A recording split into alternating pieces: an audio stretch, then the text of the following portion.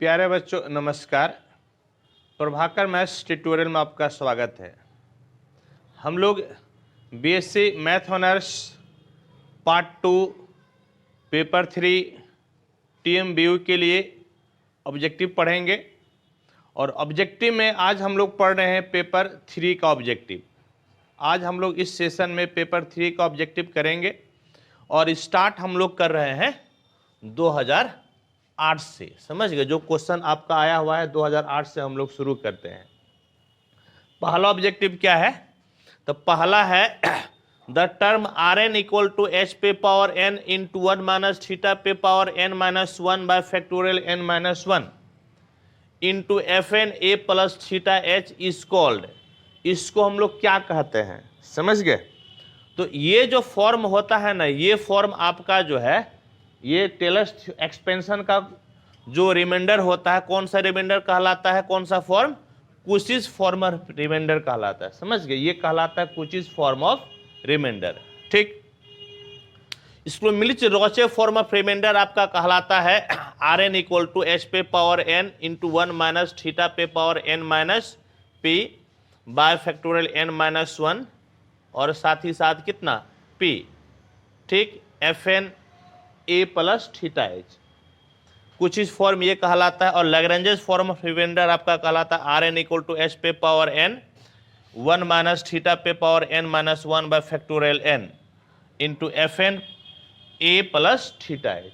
देखिए इसमें क्या होगा कि आपको तीनों याद रखना पड़ेगा। समझे? और ये अक्सर क्वेश्चन आता है, तीनों याद रखिएगा। तो कोई भी पूछेगा आप हम लोग को इसको क्या कर सकते हैं? निकाल सकते हैं। समझ गए? आपको याद रखना है तीनों, ये तीनों को आप लोग याद रखिएगा। ठीक, क्लियर है? इसको आप नोट कीजिए। हाँ, इसको आप नोट कीजिए, फिर हम लोग आगे की तरफ बढ़ते हैं।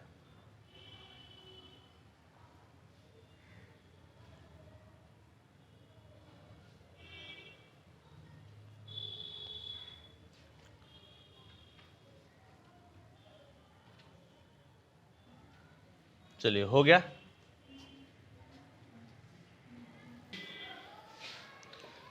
देखिए नेक्स्ट ऑब्जेक्टिव आपका क्या है? नेक्स्ट ऑब्जेक्टिव है the function f defined on r plus as f x equal to sine 1 by x for all x greater than 0 is. यानी कि एक फंक्शन है f x equal to sine 1 by x है और ये are plus के लिए defined है। आर प्लस का मतलब क्या हो गया? ग्रेटर देन 0 के लिए डिफाइंड है। तो कहता है क्या कि चार ऑप्शन है, इस चारों ऑप्शन में से क्या होगा? पहला ऑप्शन है इनफॉर्मली कंटिन्यूअस होगा आर प्लस पे, दूसरा है आर प्लस पे इनफॉर्मली कंटिन्यूअस नहीं होगा, तीसरा है आर प्लस पे डिसकंटिन्यूअस होगा और चौथा है आपका नन ऑफ दीज। ठीक है, अब देखिए आप यहां पर x के जगह कुछ भी लीजिएगा। समझ गए? x का कुछ भी मान लीजिएगा r प्लस में यानी ग्रेटर देन 0 में, तो आपका जो भी एंगल आएगा इस केस में मैक्सिमम वैल्यू आपको कितना मिलेगा?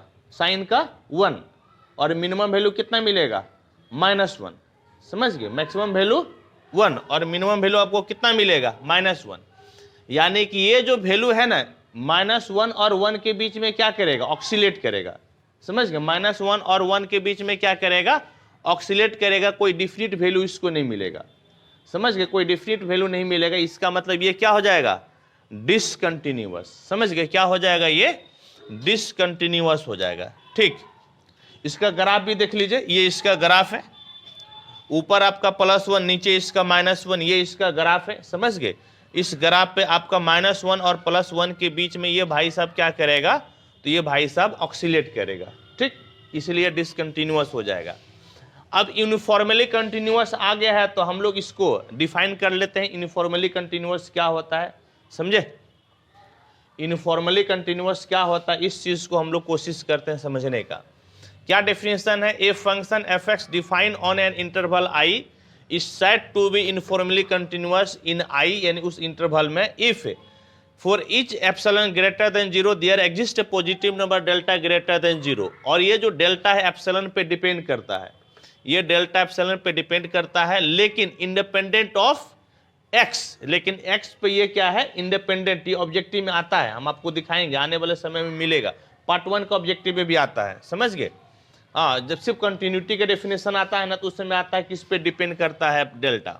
तो ये डेल्टा किस पे डिपेंड कर रहा है, एप्सिलॉन पे, और एक्स से इंडिपेंडेंट है। इस प्रकार से कि modulus of fx2 minus fx1 less than epsilon when ever modulus of x2 minus x1 less than delta. जहां पर x1 और x2 किस में है, तो ये भाई साहब आई इंटरवल में है। ये यूनिफॉर्मली कंटिन्यूअस का डेफिनेशन हो गया। इससे क्या होगा कि हम लोग ऑब्जेक्टिव करते करते कम से कम जो है ना बहुत सारे टर्म को भी सीख लेंगे हम लोग, समझ गए, बहुत सारे टर्म को हम लोग सीखते जाएंगे। तो आंसर तो आपका क्या हो गया, 3 नंबर, यानी कि ये भाई साहब डिसकंटिन्यूअस होगा। ठीक है, इसको आप लिखिए, फिर हम लोग नेक्स्ट क्वेश्चन को बनाते हैं। ठीक, आप इसको नोट कीजिए।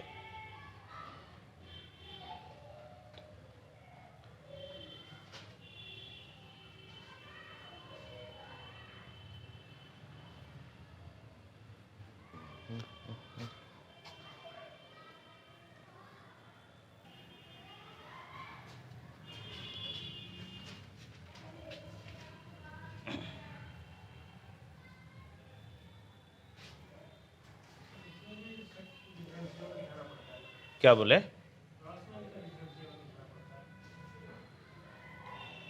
यहाँ तो देखबे क्या है, वही ना हुआ तब।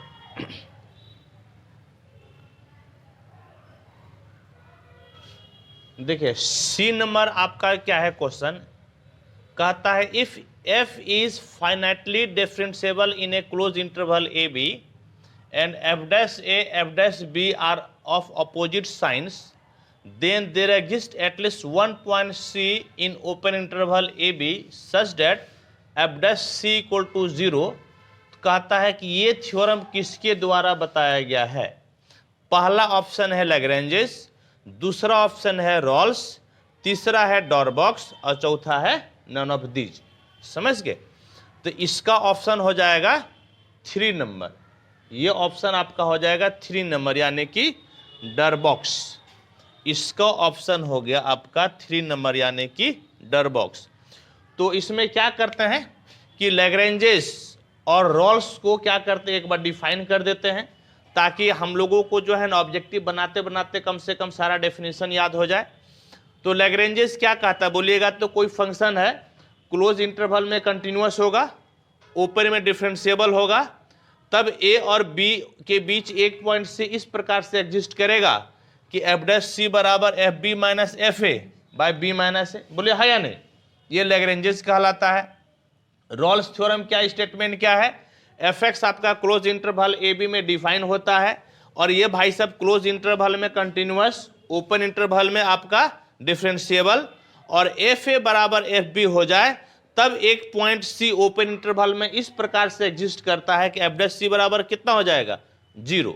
समझ गए, याद रखिए लैग्रेंजेस को ही हम लोग क्या बोलते हैं, first mean value theorem. Lagrange's को हम लोग बोलते हैं फर्स्ट मीन वैल्यू थ्योरम। ठीक है, तो लैग्रेंजेस रॉल्स साथ में एगो होता है कोचिज भी, तो कोचिज का भी आएगा तो हम बता देंगे। इसका आंसर हो गया डरबॉक्स। ठीक है, इसको आप नोट कीजिए, इसका आंसर आपका हो गया डरबॉक्स। ठीक है, चलिए इसको आप नोट कीजिए।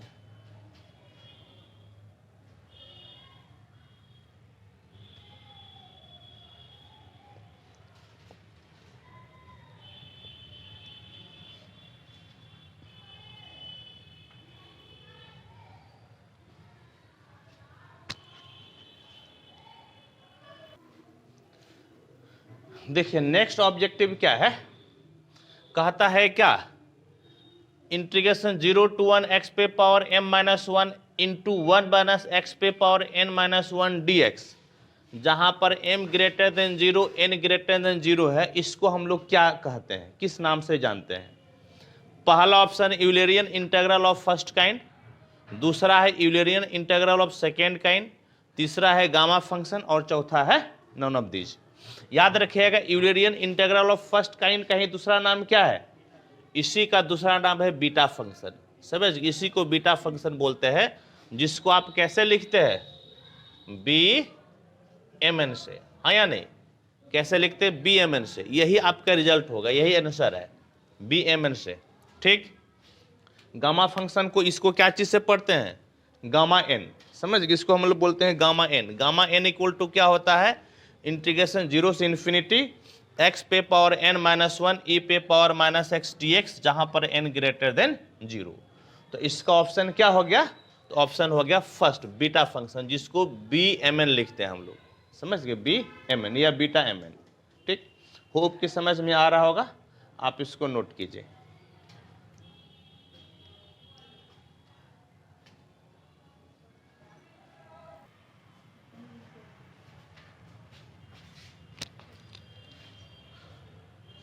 देखिए ई नंबर आपका क्या है, पहले हम टिक मार देते हैं, तीसरा नंबर होगा, क्योंकि बैटरी डाउन हो रहा है, क्या पता बीच में कट जाए।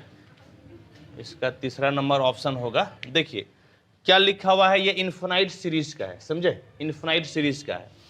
कहता है the sequence SN equal to 1 plus minus 1 पे पावर n क्या है।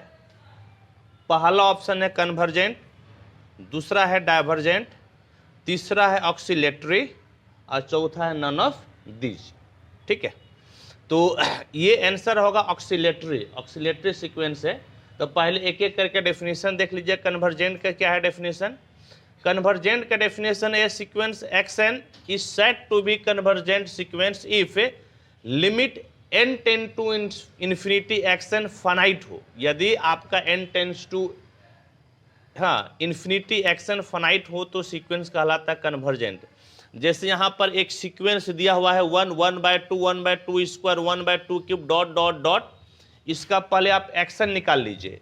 XN निकालिएगा तो जैसे कि पहला पे, दूसरा पे पावर 2 पे पावर 1 है, तीसरा में 2 पे पावर 2 है, तो N1 में 2 पे पावर n-1 हो जाएगा। और जब आप इसका लिमिट निकालिएगा n टेंड्स टू इन्फिनिटी पे, तो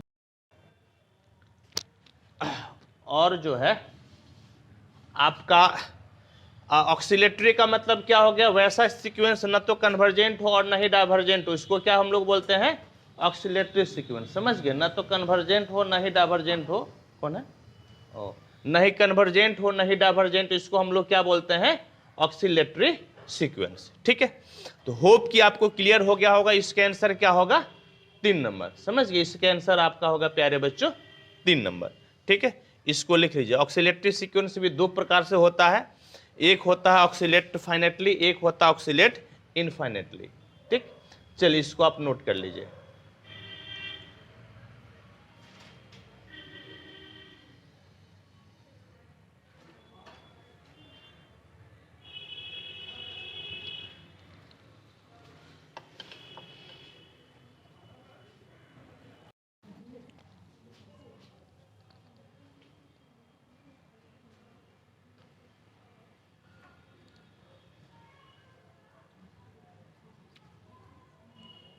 देखिए F नंबर क्या कहता है, the series summation action is said to be conditionally convergent if 4 condition आपका दिया हुआ है।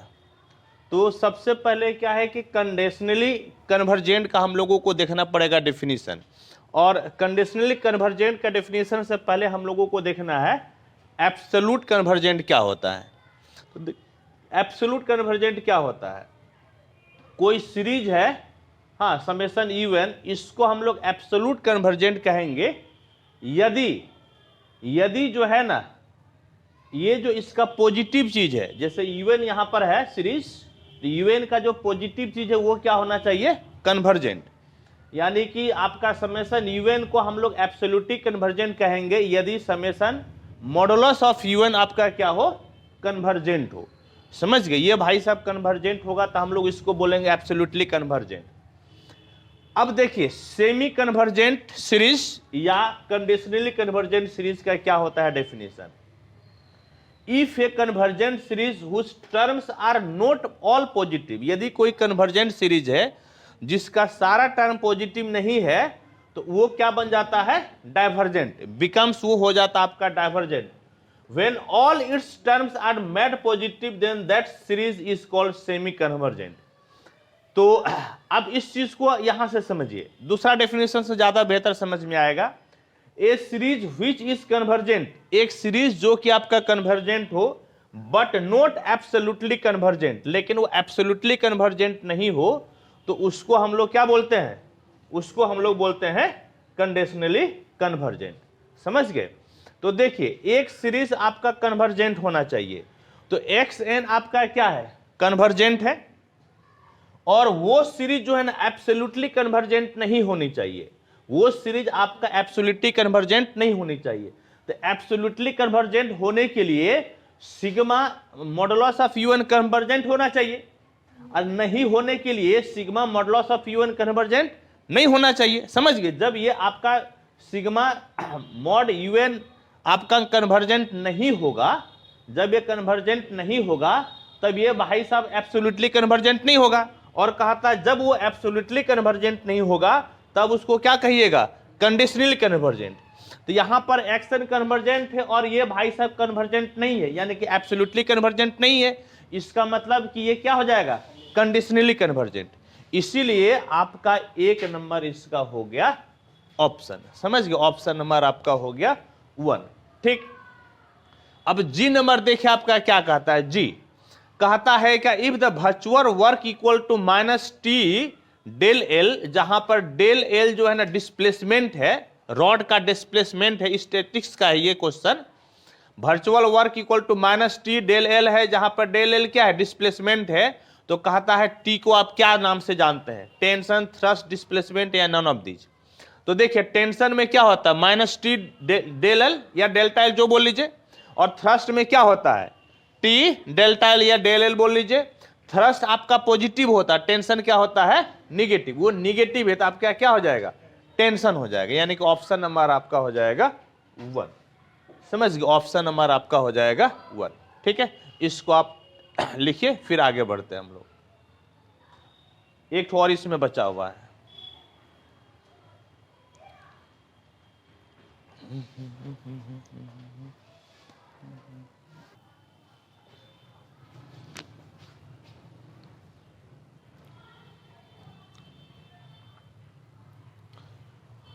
क्या है question H number, the Cartesian equation of common catenary contents, यानी कि कॉमन कैटेनरी के कार्टेशियन इक्वेशन में क्या होता है। तो देखिए कार्टेशियन इक्वेशन कॉमन कैटेनरी का क्या होता है, y equal to C cos hyperbolic x by C, यानी कि क्या क्या है बोलिएगा तो x है, y है और c है। हाँ, यानी कार्टेशियन इक्वेशन में क्या क्या है, x है, y है और c है। तो ऑप्शन नंबर कौन सा हो जाएगा, 2 नंबर। आपका ऑप्शन नंबर हो गया 2। समझ गए? सेकेंड नंबर आपका हो गया ऑप्शन। और ये सब पॉइंट को भी नोट करके रखिएगा, ये सब जो है ना ऑब्जेक्टिव के लिए बहुत इंपॉर्टेंट है, ये सब पॉइंट आपको नोट कर लेना चाहिए। तो चलिए इस प्रकार से आपका 2008 था ना, 2008 आपका खत्म होता है।